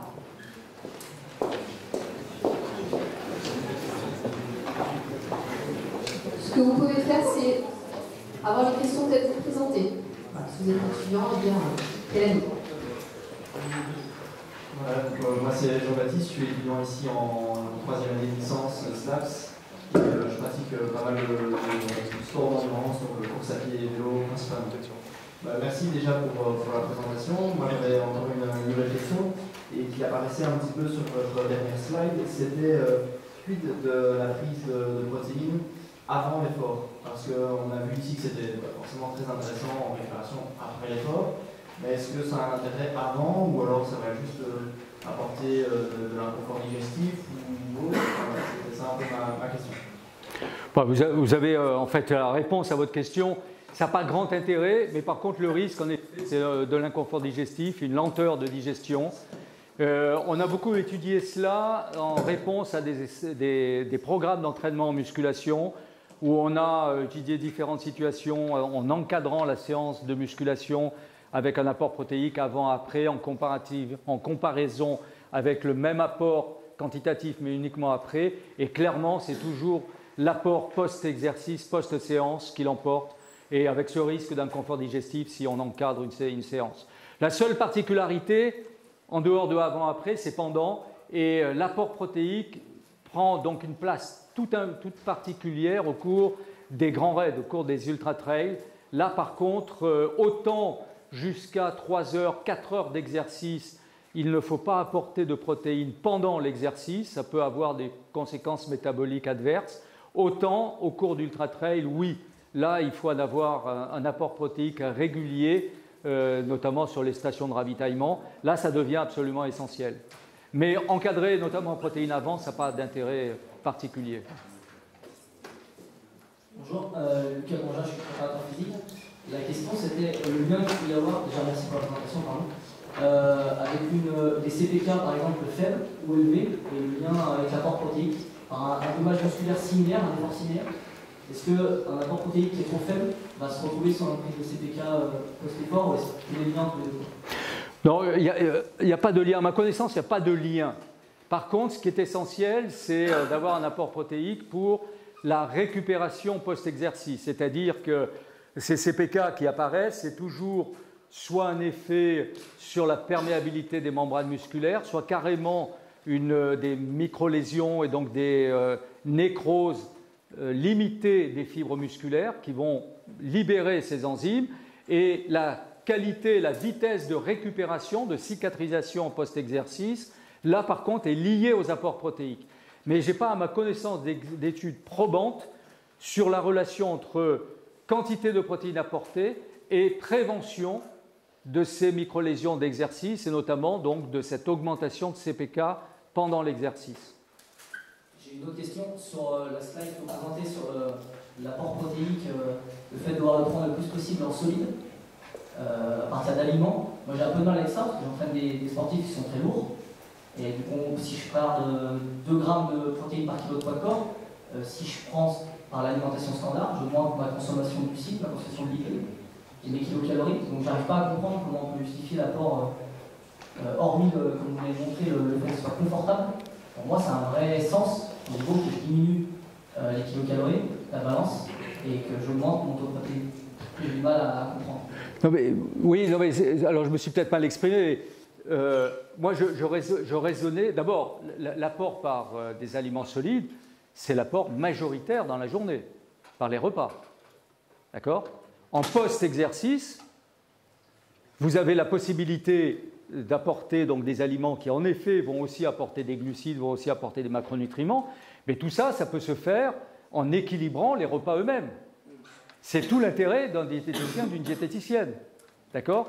Lorsque vous apportez 20 grammes, 25 grammes de protéines d'origine laitière en récupération, avec un fromage blanc par exemple, vous avez un fromage blanc qui va être maigre, donc sans graisse, vous n'en rajoutez pas de glucides, donc vous avez un apport glucidique énergétique qui va être minimal, vous apportez massivement des protéines, rien de plus, et vous avez un aliment, et vous avez à l'intérieur des micronutriments, en particulier des vitamines et du calcium, qui est le calcium le plus facilement retenu par l'organisme, biodisponible pour l'organisme. Vous voyez, donc c'est un équilibre. Tout ce que vous allez apporter en post-exercice, évidemment, il faut que ce soit, il ne faut pas que ça vienne en plus de l'apport énergétique quotidien. Hein, il faut que ce soit équilibré avec les 3 principaux repas et éventuellement la collation. Bonjour, et merci pour la présentation très complète également. Navarro, préparateur physique. J'avais juste une petite question sur la dernière slide par rapport à la différence sur l'apport protéique lié au sport d'endurance, sport mixte et sport de force. Vous avez fait un... Chez les femmes, hein ? Oui, chez les femmes. J'entraîne les féminines aussi. D'accord. Mais l'objectif, pour moi, c'était d'être sûr d'avoir compris que c'était des apports protéiques en lien avec la dégradation par rapport à l'activité, ou alors si c'était des recommandations classiques. Parce que dans le rugby, pour le coup, l'objectif il va être les mêmes que dans les sports de force et donc le développement. Donc c'est un sport mixte, et du coup l'apport protéique devrait être plus élevé que ce que vous avez montré selon moi. Non, parce que le volume de masse musculaire que vous avez chez une femme est sans commune mesure avec celui que vous avez chez un homme. Donc c'est la raison pour laquelle les apports protéiques, même chez les femmes qui sont impliquées dans des sports de force-puissance, va être moins important que chez l'homme.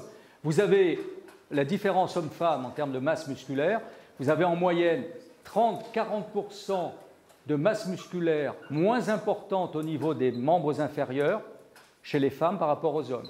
Et vous avez 60 à 70% de masse musculaire moins importante au niveau des membres supérieurs.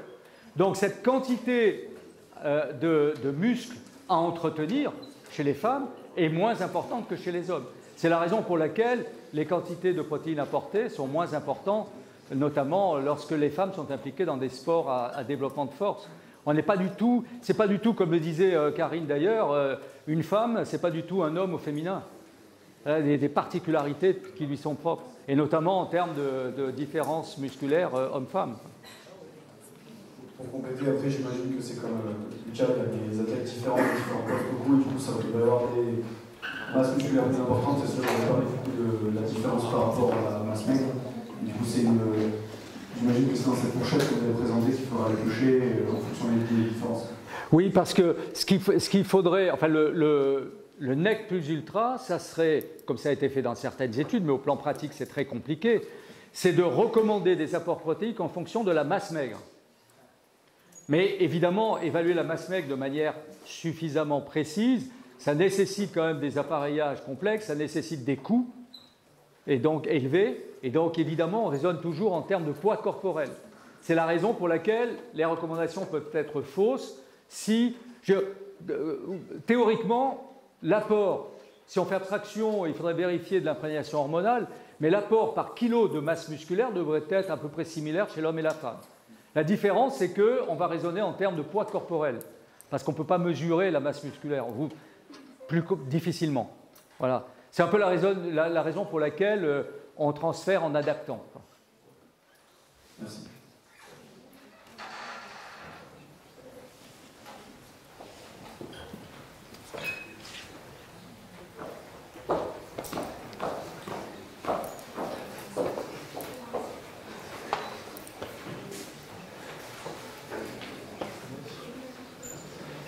Bonjour, Robin, c'est une athlète en ski de fond, aujourd'hui entraîneur. J'ai une question sur, à la fin vous parliez de l'apport en protéines pendant l'effort, et vous disiez que jusqu'à 3 ou 4 heures, vous déconseillez. Donc aujourd'hui, on a vraiment l'impression que ça part un petit peu dans l'autre sens, c'est-à-dire qu'il y a beaucoup de marques qui conseillent d'apporter dans les boissons énergétiques des protéines. Est-ce que quand vous parlez de 3 ou 4 heures, c'est sur une compétition, donc un effort intensif plutôt violent, donc c'est 4 heures violent, c'est un peu réduit. Et est-ce qu'il y a une différence entre la compétition et l'entraînement? Quand on est en dessous du premier seuil de ventilatoire, à un moment vous parliez des désagréments que ça pourrait causer, est-ce que c'est juste sur l'inconfort digestif ou est-ce qu'il y a autre chose? Alors ces boissons glucidoprotéiques dont vous parlez, il faut voir quelle est leur indication. Comment est-ce qu'elles sont présentées par les marques? C'est présenté quoi quel est l'objectif? C'est souvent écrit effort d'endurance. Ça, c'est le truc standard, moi, ça passe partout, parce que c'est du marketing. Mais même les gens qui nous suivent un petit peu dans l'accompagnement, on va dire, nutritionnel, conseille quand même ce genre de choses. Après, nous, sur les efforts de haute intensité jusqu'à 1 heure, on ne se ravitaille pas, on va dire. Par contre, c'est juste de savoir si, à l'entraînement, pour une séance d'endurance fondamentale, 1 heure, 2 heures, jusqu'à 3 heures, vous déconseillez complètement ça. Moi, je déconseille l'apport protéique sur des séances d'entraînement ou sur des compétitions à moins de 4 heures. Oui, absolument, c'est aucun intérêt. Même sur l'entraînement. Le seul intérêt de l'apport protéique, il est à la fin de la séance d'entraînement. Mais pas pendant. Pendant, ça n'a pas d'intérêt. En récupération, oui, vous arrêtez, vous passez sous la douche et vous commencez à vous reconditionner, là, l'apport protéique devient important. Mais pas pendant la séance d'entraînement. Ok, merci. À l'inverse, donc, des ultra-trails, je ne reviens pas là-dessus, bien sûr.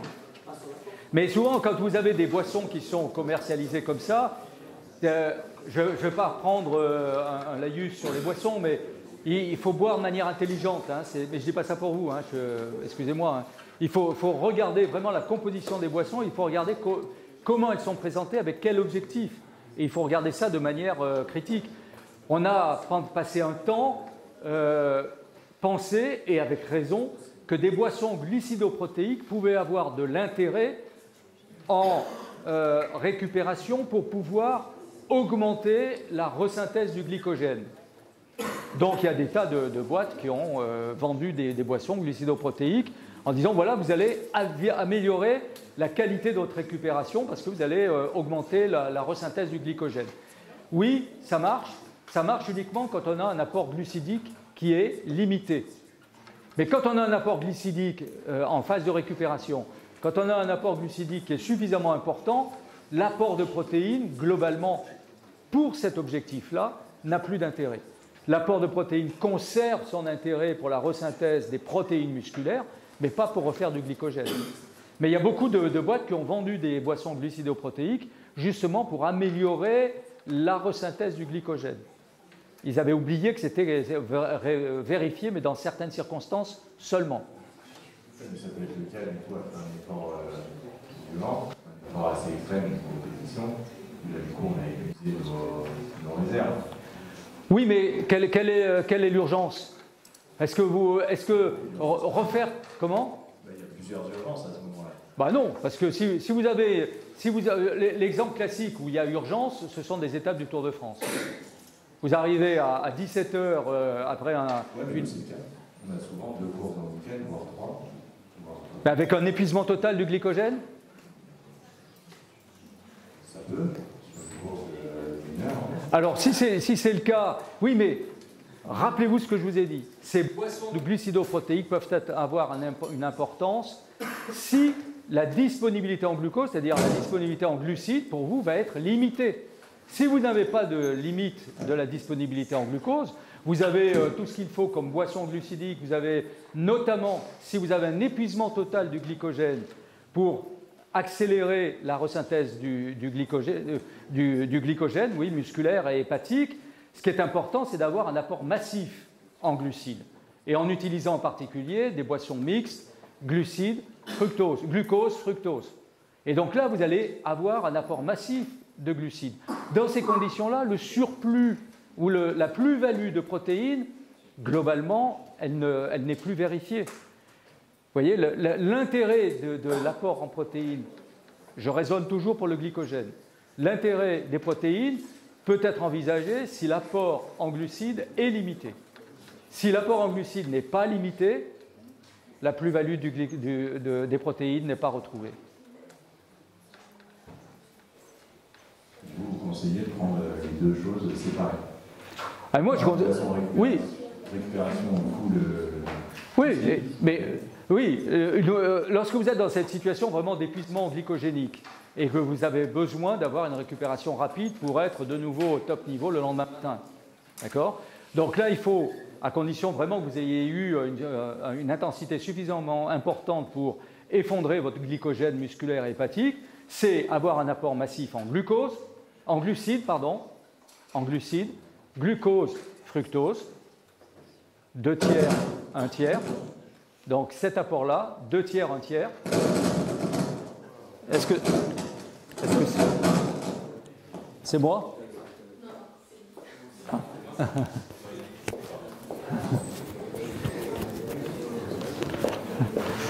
Donc je finis. Donc un apport en glucides important, glucose, fructose, et pour d'autres raisons, avoir un apport protéique.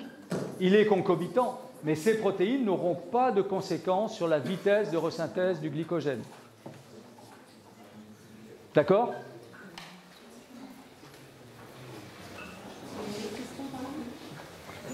Monsieur.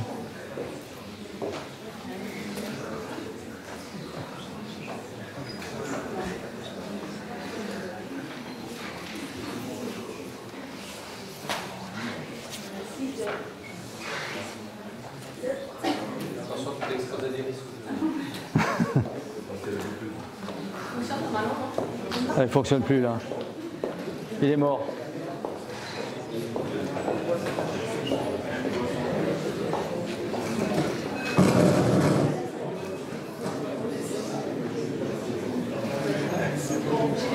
Merci Xavier pour ta présentation. J'ai peut-être loupé dans l'exposé, mais est-ce que tu peux rappeler la part des protéines dans la fourniture globale d'énergie? Moi, j'ai en tête que c'est relativement insensible à l'intensité, c'est 2-3% de la production d'énergie en kilocalories, mais que cette participation peut augmenter de manière très significative dans l'effort d'endurance, notamment. Jusqu'à quel point? Et finalement, les apports recommandés riches en protéines chez les athlètes d'endurance, pour quelle part c'est pour compenser cette oxydation de la leucine, par exemple, ou est-ce que c'est quand même plus pour régénérer les fibres qui ont été laissées, ou est-ce que c'est aussi pour compenser une consommation de protéines à des fins énergétiques? Donc Valérie a tout dit. la part... Donc, au repos, la part, ou tout au moins la part prise par les protéines dans l'apport énergétique, dans les dépenses énergétiques, au repos, c'est peanuts. C'est 2, 3, 4%, tu as raison. À l'exercice, cette part peut augmenter en fonction des caractéristiques métaboliques, mais même dans une situation de diminution de la disponibilité en glucose, ça ne va jamais excéder plus de 10%. Jamais plus. Par contre, au plan qualitatif, c'est important. Parce que c'est vrai que tu vas consommer des acides aminés, surtout des acides aminés essentiels, et en particulier de la leucine. C'est l'une des raisons de la nécessité d'avoir un apport protéique en récupération, qui dans les sports d'endurance, c'est vrai, tient une certaine importance. On pourrait imaginer que ça justifie 30-40% de l'importance de l'apport. Le reste, c'est vraiment pour compenser le métabolisme des protéines et puis pour refaire des protéines qui auront été lésées, notamment par des contractions excentriques. Voilà, ça c'est absolument clair. Mais ça a très peu d'importance au plan quantitatif, de l'importance au plan qualitatif, au plan énergétique. Oui, oui.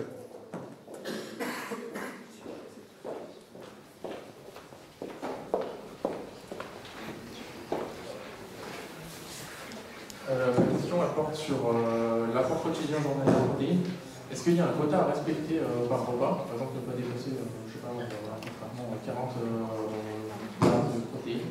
On va dessus. Est-ce qu'il y a un moment où ça devient est-ce qu'il y a quelque chose à respecter, une échelle?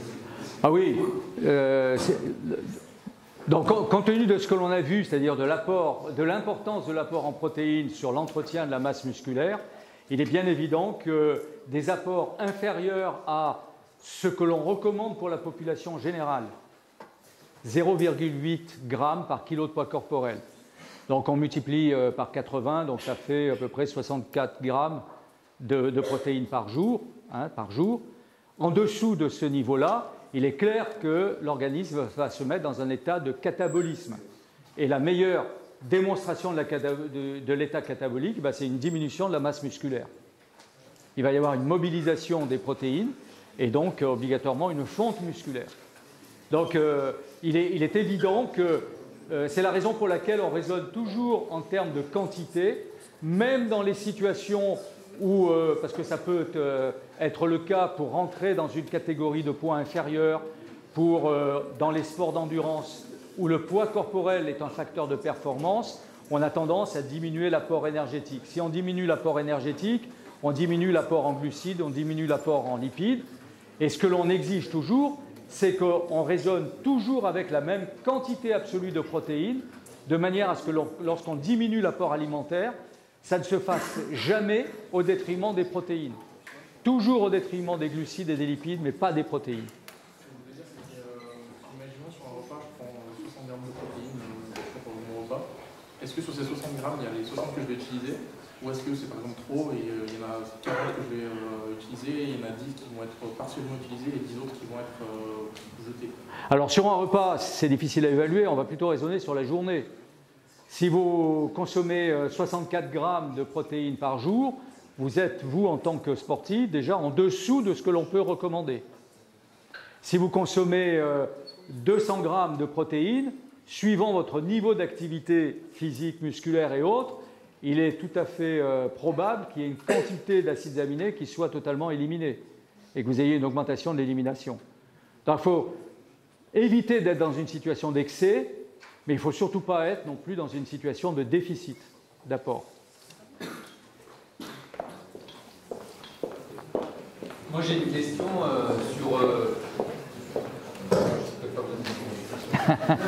sur à nos âges, les athlètes ou ceux qui essaient de faire du sport âgés, est-ce que les apports protéiques sont à modifier? Parce que qu'est-ce que tu penses de l'aspect biodisponibilité qui diminue avec l'âge? Est-ce qu'on devrait corriger chez l'athlète qui prend de l'âge? Et je pense notamment aux disciplines de trail, où c'est beaucoup quand même encore des gens d'un certain âge, en tout cas la deuxième tranche de la vie qui est concernée. C'est exactement ce que tu dis, hein. c'est qu'avec l'avancée en âge, on a ce qu'on appelle un état de résistance à l'anabolisme. C'est-à-dire qu'on a une diminution de l'efficacité biologique des protéines, notamment sur la synthèse des protéines musculaires. On a une diminution de cette efficacité, ce qui fait qu'il faut augmenter les apports recommandés.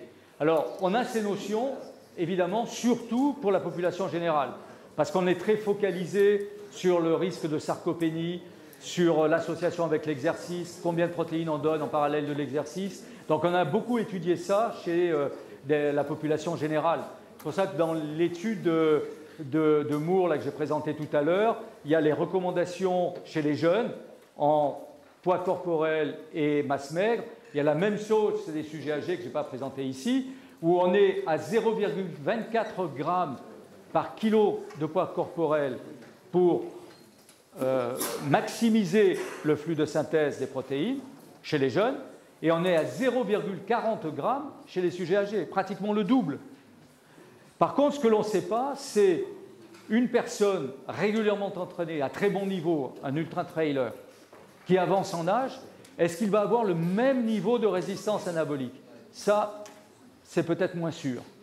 Mais pour la population générale, ce qui pose un problème quand même, hein, c'est-à-dire qu'on sait que pour être efficace, il va falloir apporter, encore une fois, pratiquement 2 fois plus de protéines pour avoir le même niveau de resynthèse protéique, mais chez des sujets âgés qui commencent à avoir une altération de la fonction rénale, est-ce qu'il est licite de doubler la quantité de protéines apportées? Bien sûr que non. Et c'est pour ça qu'il y a beaucoup d'agroalimentaires, d'industries agroalimentaires qui travaillent sur des qualités optimales de protéines pour pouvoir diminuer la quantité totale apportée et avoir une meilleure efficacité, notamment en termes de disponibilité en acides aminés essentiels. C'est pour ça qu'ils jouent beaucoup sur une protéine source, ça peut être donc des protéines du lactosérum, auxquelles ils ajoutent des acides aminés essentiels. Alors avec un équilibre aussi qu'il faut respecter. Mais voilà, donc ça c'était une voie de recherche pour l'industrie agroalimentaire dans le futur, c'est sûr. Philippe Collet, entraîneur. Comment peut-on être plus percutant et convaincant chez les jeunes en termes d'éducation alimentaire sur l'importance du petit déjeuner? Auprès des jeunes, il faudrait être convaincant sur tellement de domaines. Mais notamment celui-là, oui, je sais. Il y a des études assez convaincantes qui n'ont pas été réalisées chez des jeunes, ça a été réalisé sur la population générale, où on a étudié l'importance pour la composition corporelle, et en particulier pour le maintien de la masse musculaire, d'apports protéiques déséquilibrés dans la journée, c'est-à-dire un très faible apport le matin, au petit déjeuner, un apport important à midi, un apport un peu moins important le soir, avec pratiquement un équilibre de 3 fois 33%, pratiquement, dans la journée. Et ça a été appliqué pendant 12 semaines. Et on voit très bien que la composition corporelle est affectée, c'est-à-dire que ceux qui ont une composition corporelle optimale, c'est ceux qui ont vraiment un apport régulier dans la journée. D'où l'importance, c'est-à-dire 3 fois 33% d'apport protéique. D'où l'importance vraiment du petit déjeuner pour en particulier la composition corporelle et le maintien de la masse musculaire. Voilà, comment être efficace auprès de jeunes? Je ne sais pas, il faudrait que ce soit les jeunes qui nous disent comment est-ce qu'on peut être plus efficace pour les convaincre.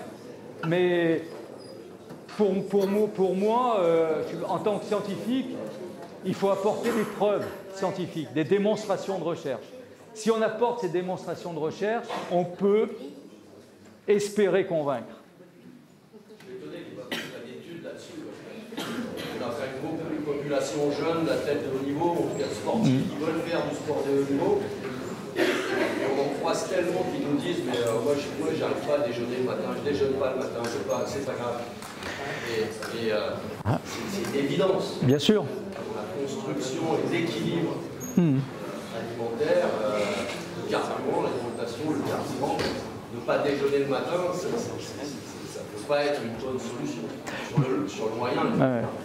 Mais peut-être ceux qui sont à même de convaincre, c'est pas nous, c'est plutôt vous. Du coup, il n'y a pas d'études, on ne peut pas s'appuyer là-dessus. Ah non, je n'ai pas la connaissance vraiment extensive et exhaustive, mais j'en ai pas présente à l'esprit.